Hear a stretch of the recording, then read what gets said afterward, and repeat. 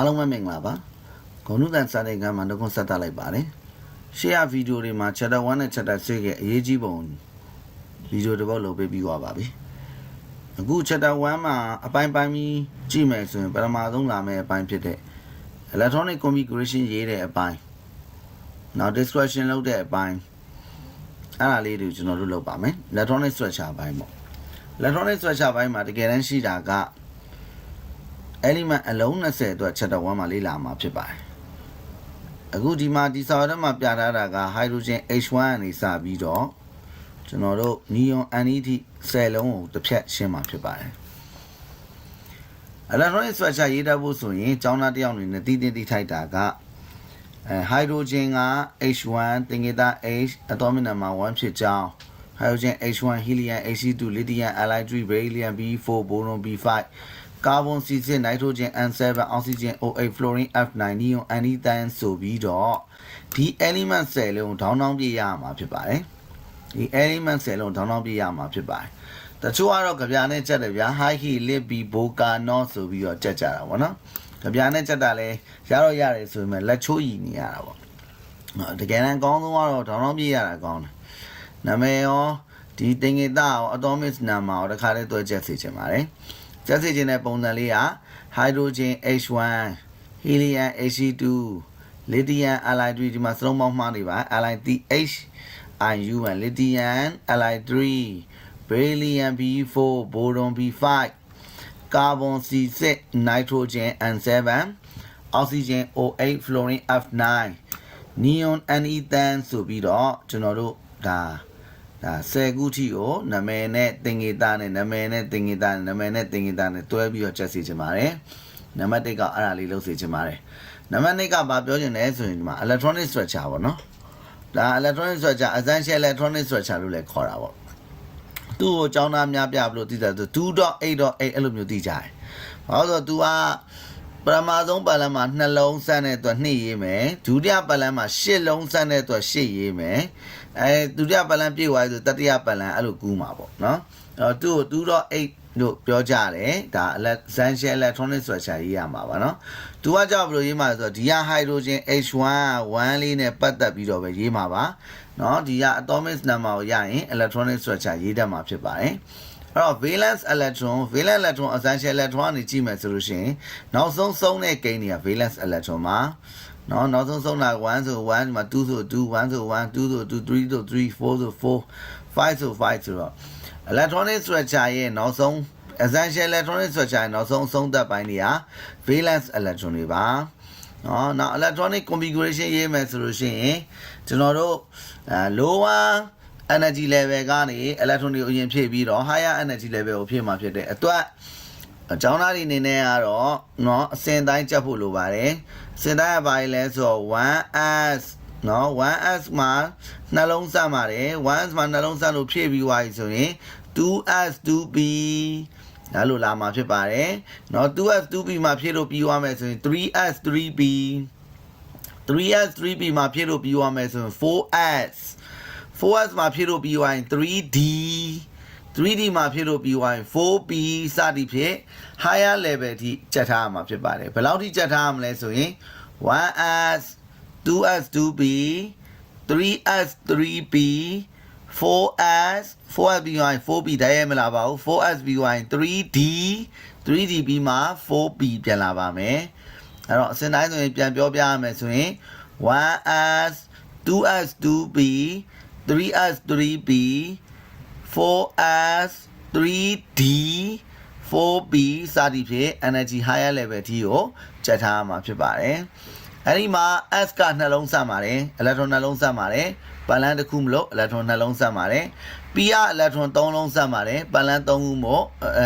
electron 6လုံးစမ်းပါတယ်ပတ်လမ်း3ခုမလို့ electron 6လုံးစမ်းပါတယ်အဲ့တော့ s ကနှလုံးစမ်းတယ် p က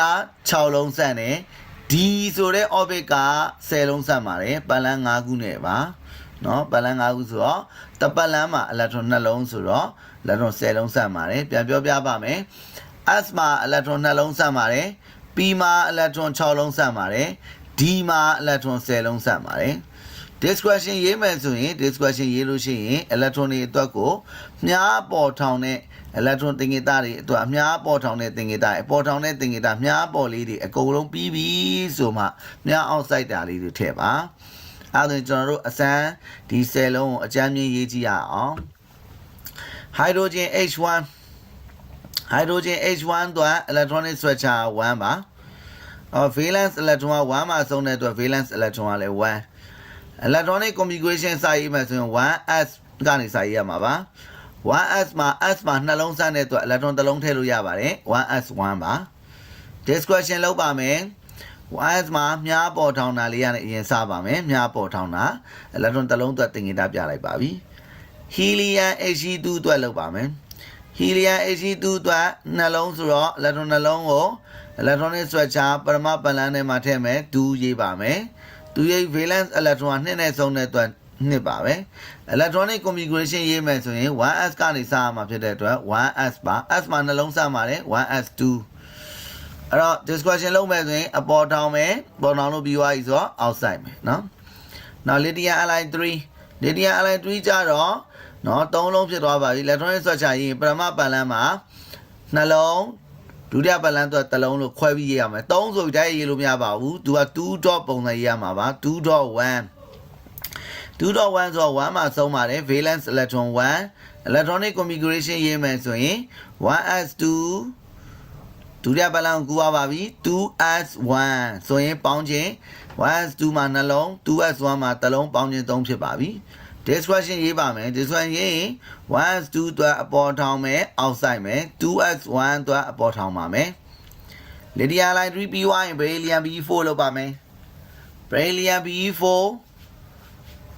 electronic essential electronic structure 2 dot နဲ့ရေးမယ် 2.2 valence electron ကနှလုံးမှာဆုံးထားတဲ့အတွက်အဆုံးသတ်2ဖြစ်တဲ့အတွက် valence electron 2 electronic configuration က 1s2 2s2 ပေါင်းကြည့်၄ရှိပါတယ် 1s2 မှာ electron နှလုံး 2s2 မှာ electron နှလုံးပြေးပါပြီ4 beryllium B4 အတွက်ပြေးပါပြီ this question လုပ်ပါမယ် 1s အတွက်အပေါ်ထောင်မယ် outside မယ် 2s အတွက်အပေါ်ထောင်မယ် outside ပါမယ် boron B5 boron B5 အတွက် electronic structure essential electronic structure 2 dot နဲ့ရေးမယ်ဆိုရင် 2.3 3မှာဆုံးတဲ့အတွက် valence electron 3 now electronic configuration ရေးမယ်ဆိုရင် 1s2 နှလုံးထည့်ပြီးသွားပါပြီ 2s2 ဆိုရင်နှလုံးထည့်ပြီးသွားပါပြီထည့်ရမှာအားလုံးပေါင်း boron B5 ဖြစ်တဲ့အတွက်5လုံးထည့်ရမှာပါအခု 1s2 နဲ့ 2s2 နဲ့ဆိုတော့4လုံးရှိပါပြီနောက်ထပ်တစ်လုံးလိုပါတယ်နောက်ထပ် balance တစ်ခုထပ်သွားပါ 2p1 ဒါ p မှာ6လုံးထိထည့်လို့ရပါတယ်အခုတစ်လုံးထည့်လိုက်ပါပြီ 2p1 ဒါဆိုရင်5လုံးကုန်သွားပါပြီထည့်ကြမရှိတော့ပါဘူး this question ရေးပါမယ် 1s2 ပေါ်ထောင် outside 2s2 အပေါ်ထောင် outside 2p ကပလန်3ခုသူကပရမတ်ပလန်မှာ electron အပေါ်ထောင်တစ်ခုနောက် carbon C6 အတွက်ရေးပါမယ် carbon C6 ဆိုတော့2 dot နဲ့ရေးမယ်ဆိုရင် essential electronic structure 2 dot နဲ့ရေးမယ်ဆိုရင် 2.4 ပါအပြင်ဘက်ဆုံးမှာ4လုံးရှိတဲ့အတွက်နော် valence electron 4ပါ valence electron 4ဆိုတော့ electronic configuration ရေးပါမယ်နော်6လုံးစာ carbon C6 အတွက်6လုံးစာရေးပါမယ် 1s2 ဆိုနှလုံးပါ 2s2 ဆိုနောက်ထပ်နှလုံးပါပေါင်းရင်4လုံးပါနောက်ထပ်နှလုံးထပ်ထည့်ရပါမယ်နောက်ထပ်ပတ်လန်းဖြစ်တဲ့ 2p ထဲမှာနှလုံးထည့်လိုက်ပါမယ် 2p2 ပါအဲ့တော့အားလုံးပေါင်း 1s2 2s2 2p2 ဆိုရင်2 3ကပေါင်းလိုက်တော့6 carbon C6 တော့ပြီးပါပြီ this question လုပ်ပါမယ် 1s2 ပေါ်ထောင် outside 2s2 ပေါ်ထောင် outside 2p2 ပေါ်ထောင် nitrogen N7 အတွက်လုပ်ပါမယ် nitrogen N7 2 dot နဲ့ရေးမယ်ဆို 2.5 ပါအပြင်ပါဆုံးမှာ5လုံးရှိတဲ့အတွက် valence electron 5ပါ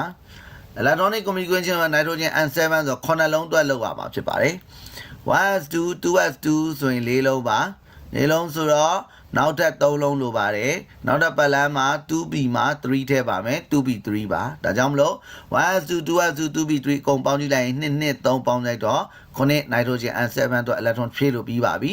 this question လုပ်ကြည့်ရအောင် this question မှာ 1s2 အတွက်အပေါ်ထောင် outside 2s2 အတွက်အပေါ်ထောင် outside 2p3 အတွက်အပေါ်ထောင်နဲ့များတွေပတ်လန်းတိုင်းကိုလုပ်ပြီးသွားမှာ outside တဲ့များတွေလုပ်ရမှာဖြစ်ပါတယ်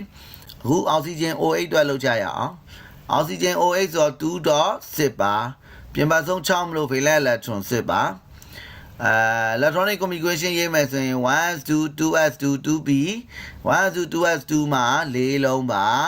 4လုံး oxygen OH ဆိုတော့10လုံးပြည့်အောင်နောက်ထပ်4လုံးလိုပါတယ် 2p4 ဒါဆိုရင် 1s2 2s2 2p4 အားလုံးပေါင်းရင်10ပြည့်ပါပြီ